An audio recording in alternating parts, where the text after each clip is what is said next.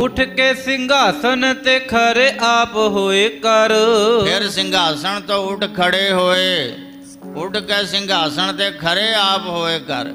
खलो करके आप कलगीधर दशमेश पिताजी। वाहिगुरु उबाचत सो पाहुल को जाचत। वाहिगुरु उचारण करदे आ पाहुल अमृत दी जाचना करदे हन पंजां प्यारियां तो। विशाल तेज राचत एकत्र कर दोए कर। दोने हाथ जोड़ करके, दोने हाथ इकट्ठे करके जोड़ करके पंजां पासों विशाल तेज प्रताप वाला जो अमृत तैयार किया है वो छकाउण वास्ते जाचना कर रहे हैं। खड़ग निखंग कट कस के कुदंड कंद। और खड़ग निखंग कमर कसे विच तीरां दा भत्था कठोर धनुख हथ विच फड़िया होया है। जम तारा धर के करद चक्कर जोए कर। जमधर आदक ते श्री साहेब चक्कर आदक सब सजाए हुए हन। जैसे मामदीन बिद संग तुम लीन पंज। जिस तरह असां ने थानू पंजां नू अमृत छकाया है, अमृत की दात बख्शी है, इसे तरह सानू भी तुसी पंजे मिल करके अमृत की दात बख्शो। जैसे मोहे दीजिए संदेह सब खोए कर। उसी तरह मैनू भी अमृत की दात देनी करो, सब संदेह सन से दूर करके। अद्भुत बानी सुन कान में हैरानी होए। अद्भुत बानी सुन करके कन्नी सारे पंजे प्यारे हैरान होए। सिंगन बखानी कहा कहो आप बैन को। पंजा सिंगा ने क्या महाराज आप की कह रहे हो। जात के कमीन दीन रंग है अधीन होइन। और असी जात दे कमीन हाँ, साडी नीवी जाति है, असी रंग गरीब हाँ, कंगालता दे अधीन हाँ, दीनहीन गरीब हाँ। काम क्रोध पीन मन छीन है न चैन को। काम क्रोध दे नाल भरे हुए हाँ, मन छीन है और शांति नहीं है। विषयी मलीन जीव सब ते सदीव नीव। और असी तुझ बुद्धि वाले जीव मलिन बुद्धि वाले सारे हाँ। जानत सो गरीब हम भलो गुण है न को। असी गरीब जानत हाँ, असी गरीब जीव हाँ, साडे विच कोई भला चंगा गुण नहीं है। एक बाल भयो तुम हाथ दियो शीस धर। एक बल साडे पास है जो साडे सिर ते आप जी ने कृपा दा हाथ रखा है। नयो रंग थियो मयो कियो सुख ऐन को। और हे सुखां दे घर सतगुरु जी आप जी ने कंगालां नू और निवाजिया है। नीवियां तो ऊंचा कीता, नीचों ऊंच करे मेरा गोबिंद, काहू ते ना डरे। आप जी ने सानू लताड़े होए नू, दबे कुचले होए नू सानू वस्त्र शस्त्र पहरा के नवा जीवन दान देना कीता है। सो कवि जी वर्णन कर रहे हैं कि सारियां नू उपदेश दे रहे हैं सिख और अमृत की जाचना कर रहे हैं ते पंज प्यारे यूं कह रहे हैं। जीवन के जीव बल सीव हो सदीव तुम। हे महाराज जीवां दे जीवन दाते हो, सदीव काल आप बल दे हद हो। तीन लोक नाथ सब सूरा सुर बंदते। और तिन्ना लोकां दे आप मालक हो, सारे आप जी दे अधीन हन। सुर असुर देवते ते दानव सारी दुनिया सारे जियां जंत आप जी दे अधीन हन। आयस में पौन पानी आन की कहानी कहा।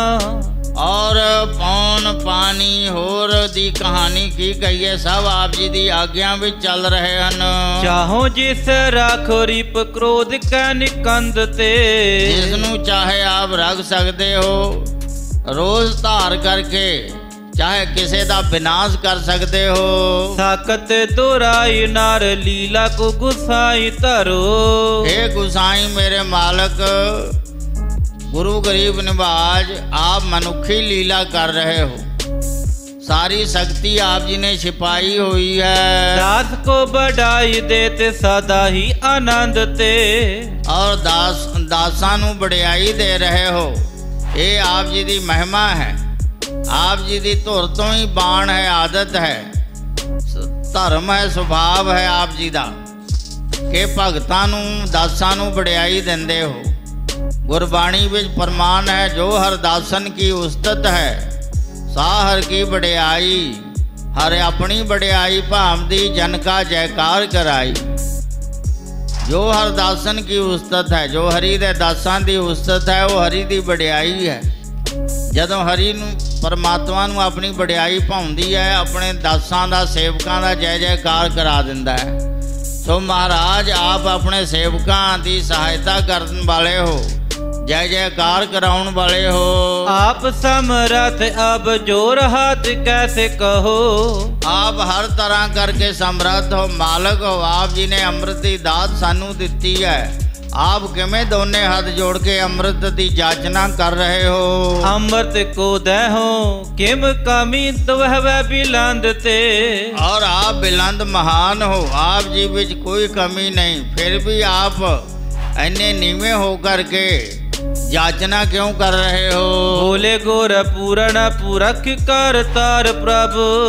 और कलगीधर दशमेश पिताजी बोले, ये पूर्ण पुरख अकाल पुरख वाहिगुरु करतार दी आज्ञा है। देह में अनेक वेद बेसन महेश है। उस अकाल पुरख वाहिगुरु दी देह विच करोड़ा ही ब्रह्मा विष्णु महेश इंद्र सारे ही समाये हुए हैं।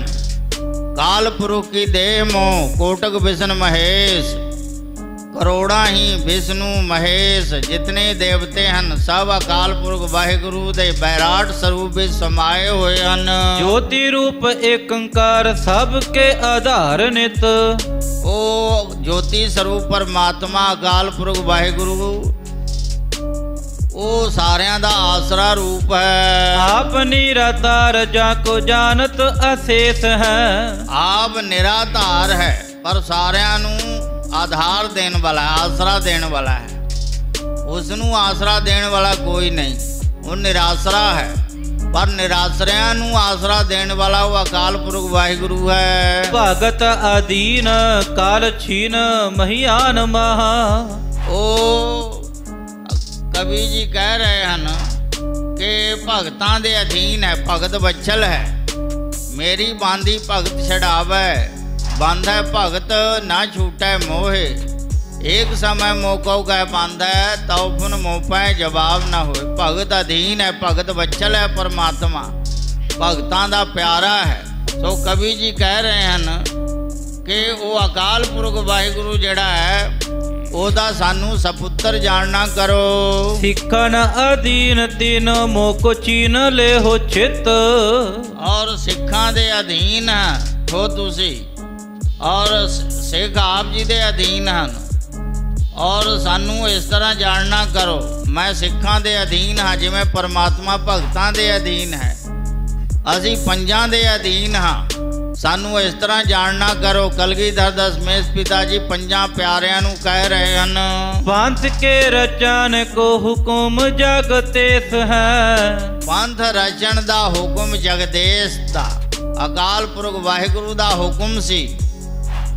मैं बेनती कीती सी कि पंथ चले तब जगत में जब तुम करो सहाय। ये हुक्म सी, उसदे हुक्म अनुसार खालसा पंथ प्रगट किया, सिरजना किया है। खालसा गुरु है, गुरु खालसा करूं मैं अब।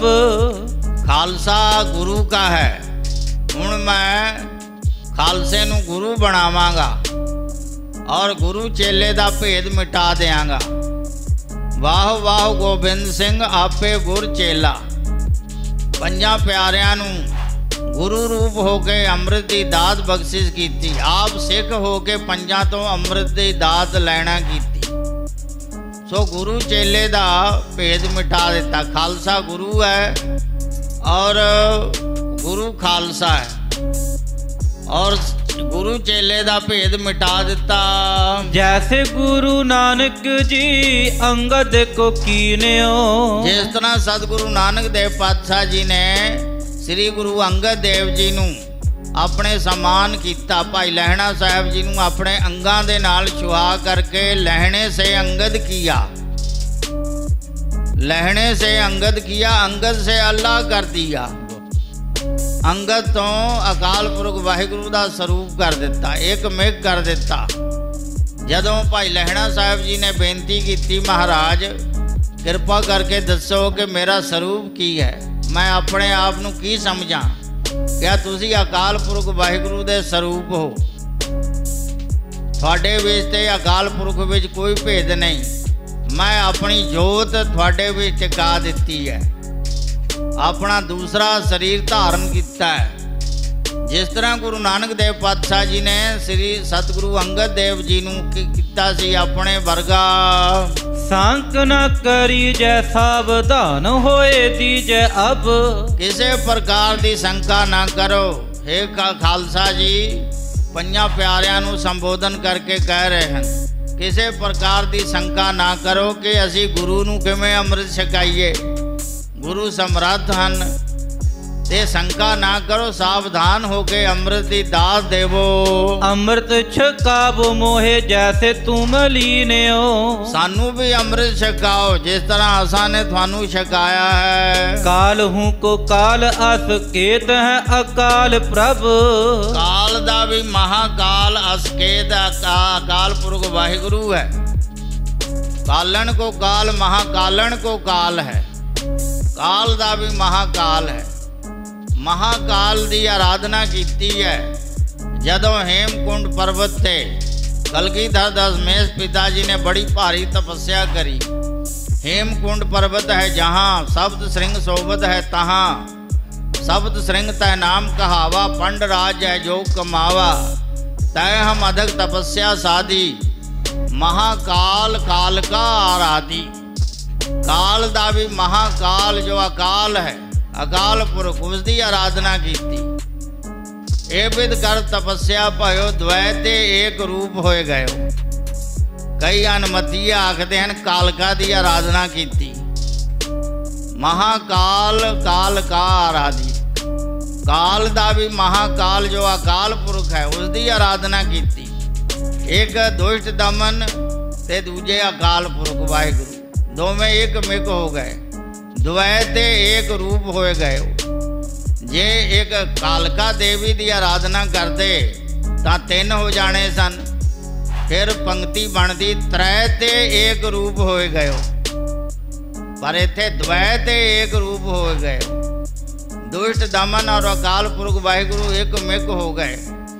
सो काल दा भी महाकाल जो अकाल पुरख वाहिगुरु है। दीर्घ कृपालयों को हुकुम हम दीन्यो, कृपालु सब तो महान महाकाल अकाल पुरख वाहिगुरु ने सानू हुकुम किया।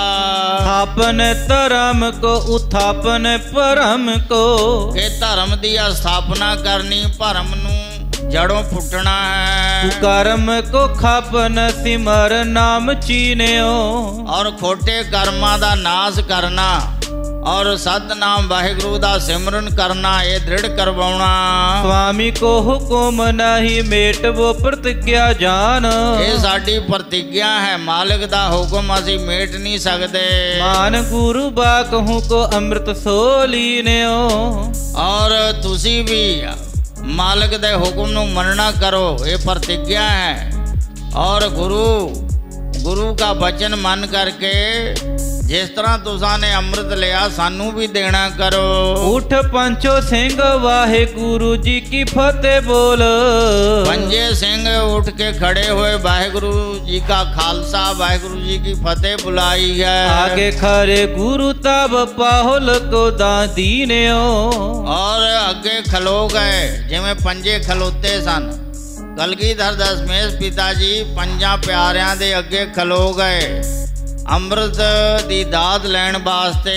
पटना जन्म वासी नाम श्री गोबिंद सिंह, जिमें पंजा प्यारियां नू पुछया सी आपो अपना नाम ग्राम दसो, वासी दसो, तां पहला कहा सी मेरा नाम दया राम है, लाहौर वासी हाँ।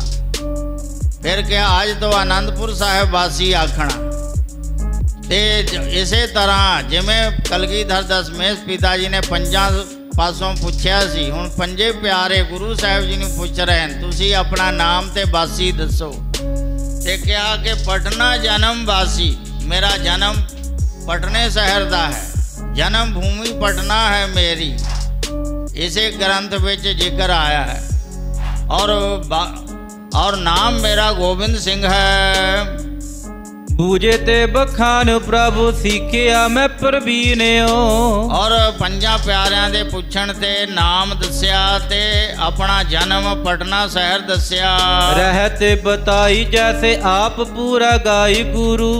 पहला पूरा नाम पहला गुरा ने जो रहत बहत दसी सी, पंजा प्यारिਆਂ ने सुन के उसे तरह ही गुरु गोबिंद सिंह साहब महाराज जी नू रहत दस रहे हन। रीत हूँ चलाई बेते ताई सब चीन्यो। और इस प्रकार रीत चलाई हर प्रकार करके, जिस तरह जो उपदेश कलगीधर दशमेश पिता जी ने पंजा प्यारिਆਂ नू दिता, हुण पंजे प्यारे अमृत छकाउण लग्या वही उपदेश दृढ़ करवा रहे हैं कलगीधर दशमेश पिता जी नू, गुरु चेले दा भेद मिटा करके।